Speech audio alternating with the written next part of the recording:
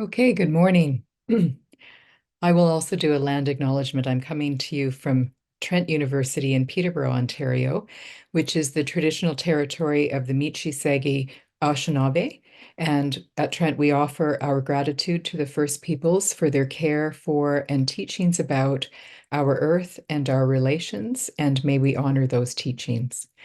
Clinically, so I'm an associate professor at Trent, and I teach in nursing and I teach in gender and um, social justice. And I've had a long clinical career in women's health, mostly in Toronto at Women's College Hospital, where I was employed at the Bay Center for Birth Control. And this is where I provided care for women seeking abortions for many years. So similar to Emily, I think, I'm drawing from this text called How to Nurse, Relational Inquiry with Individuals and Families in Changing Healthcare Contexts, which is written by Gwyneth Doan and Colleen Varco. So I think the first thing I want to say is just to give you a bit of a sense of what relational practice is.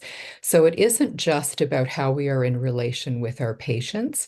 It's really a way of thinking about how things are related to other things. And so relational inquiry as a way of nursing is based on complexity theory. And there are three important tenets to understand about that. And one is that we are all in relation. Life is relational, that people are relational beings and nothing exists independent of its relationship to something or someone else. And that people and human experiences are dynamically connected, and that people's experiences of health are interrelated and affected by everything else in their world. And nurses need to listen with relational ears.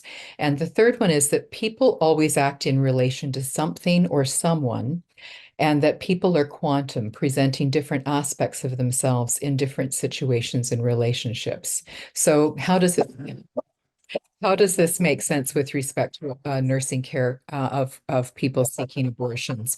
So I think what the relational inquiry perspective tries to help us with is to understand that when we are in relation with a patient, each of us is also in relation with other things, so that we have a history of being in relation with people like our family. We have we are in relation with other people currently. We're in relation with different ideas that we're both very dynamic and bring to the conversation many complex parts that are ourselves. So I guess an example would be if you go to the doctor with a presenting concern, you know that the presenting concern is just a tip of an iceberg in terms of what that presenting concern means to you in your life, what implications it might have, what it means to the people that you're in relation with, etc. And so that when we're encountering another person, we really need to be aware of the fact that they are multidimensional and connected to many people and many things that we may not be aware of. And so this, oops. How can I change it? So complexity theory with respect to abortion care really helps us to reflect upon our implicit values, assumptions, biases, and attitudes towards abortion, which is important before nursing students graduate and enter practice. So it helps us to see that not everybody thinks about abortion in the same way. You know, how we think about it, how we understand our own values, assumptions, biases, and attitudes are part of how we have been in relation to other people and things throughout our lives, and that the people that we are caring for, patients, are also holistic persons who have a wide range of reactions to abortion decisions and care. So we are not finite objective entities. Neither are our patients. And when we are in relation with our patients, we need to keep in mind that we are seeing a piece of them, but that they are connected to many other things and many other people.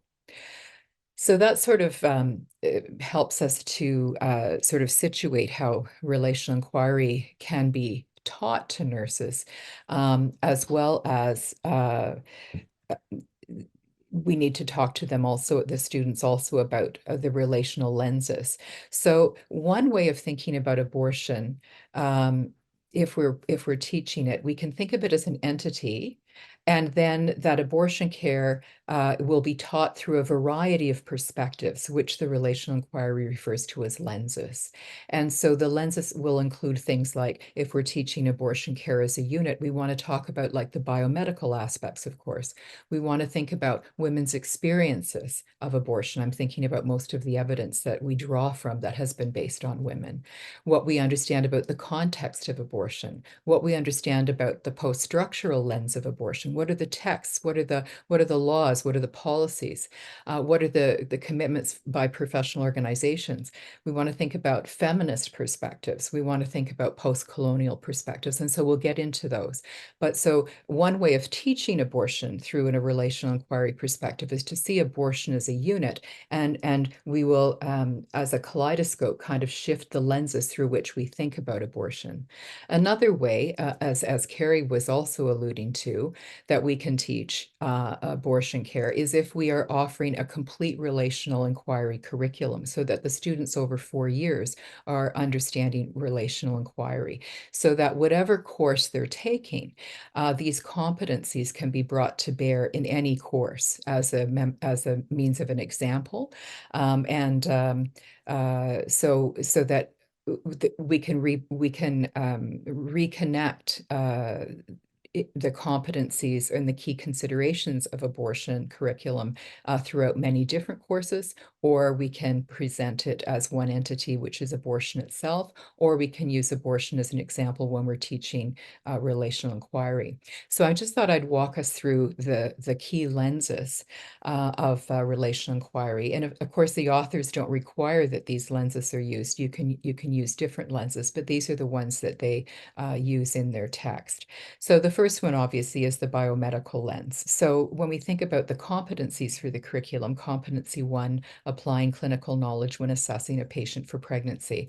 So of course, nursing students would need to have some biomedical understanding of pregnancy testing, biochemistry, chorionic gonadotropin, gestational dating, ectopic pregnancy, what the signs and symptoms, anatomy, physiology, all of that. Also competency five, which requires students to understand sexual and reproductive health care.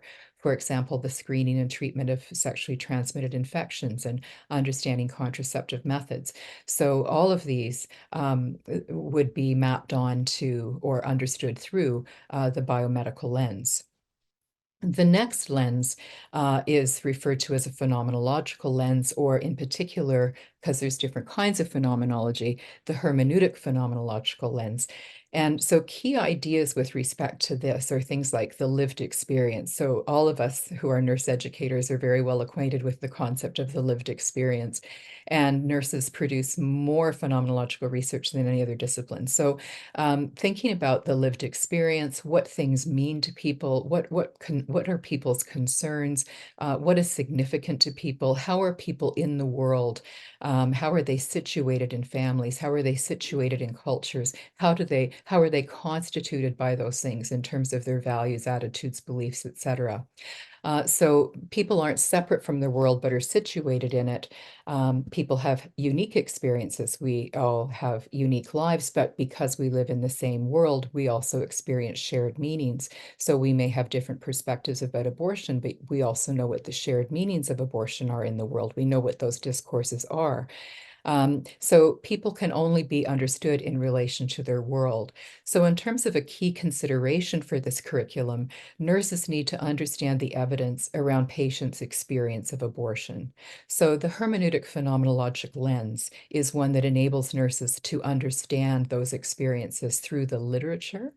Um, and then in terms of the competencies, this lens enables nurses to support the patient's decision and decision-making process by providing non-judgmental care, because it's already helped nursing students understand that people are these dynamic beings with their own situatedness in the world, and they bring to the abortion decision their own meaning, concerns, etc.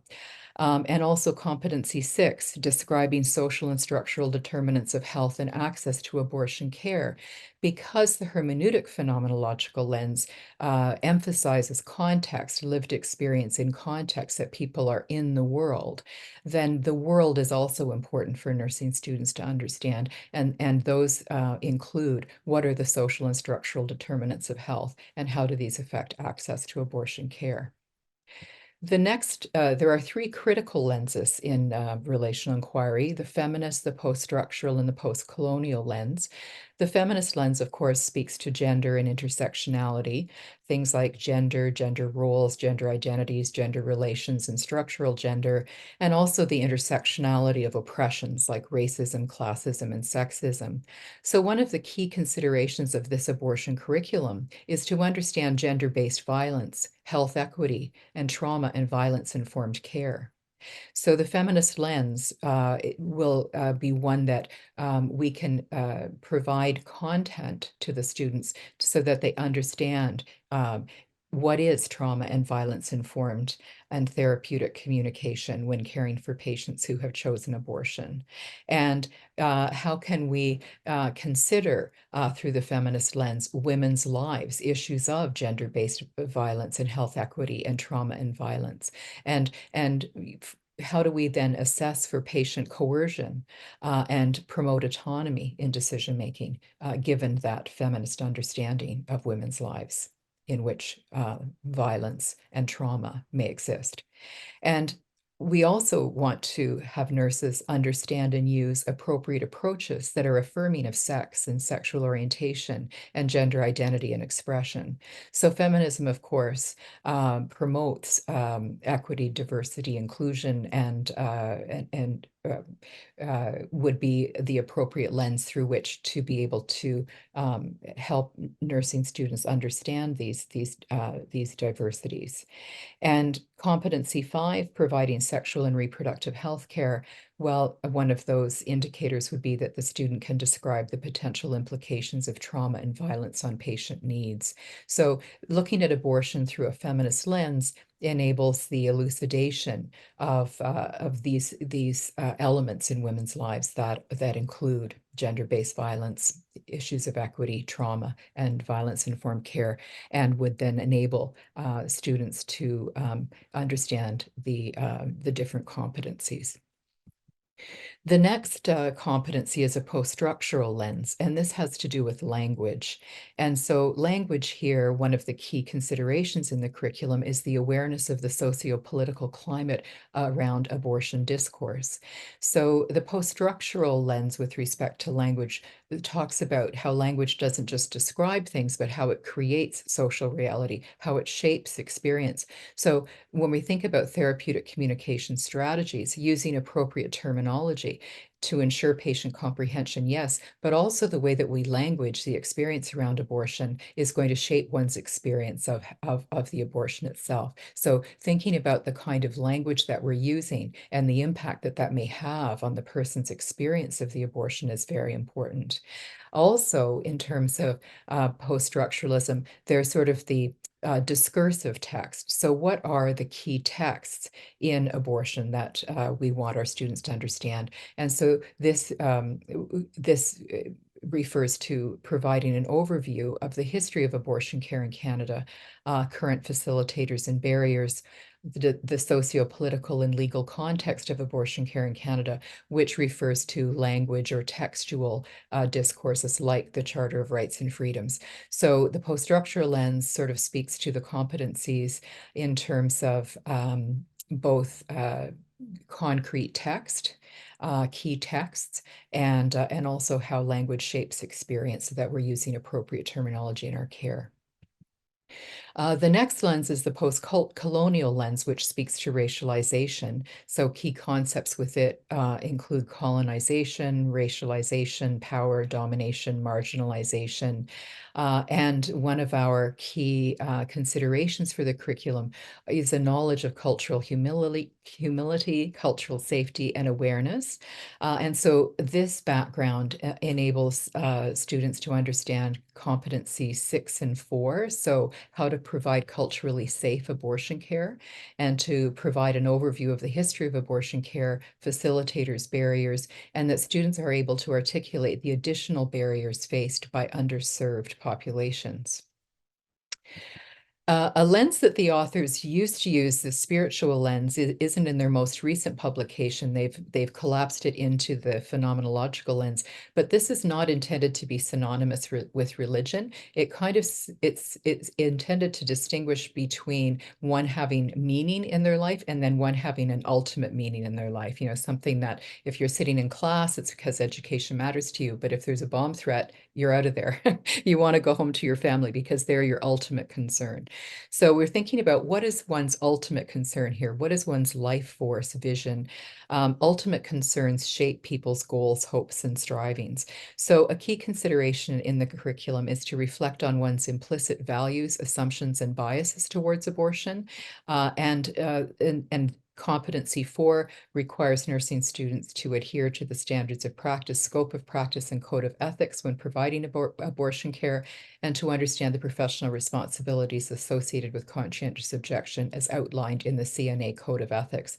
That conscientious objection isn't just a decision, it is a process that includes deep reflection and consideration of one's values and assumptions and biases to make a decision about this person within this specific context and whether this would be something that would be conscientiously objected to in this particular situation or not. And so another indicator for this would be patient care, patient-client confidentiality in abortion care being essential to protect safety and access to abortion care. So just wanted to present a snapshot really of the relational inquiry approach to nursing education and describe how the lenses can be used to inform an understanding of abortion and all of its complexity, or that they can inform individual aspects of multiple kinds of courses. That's all for me.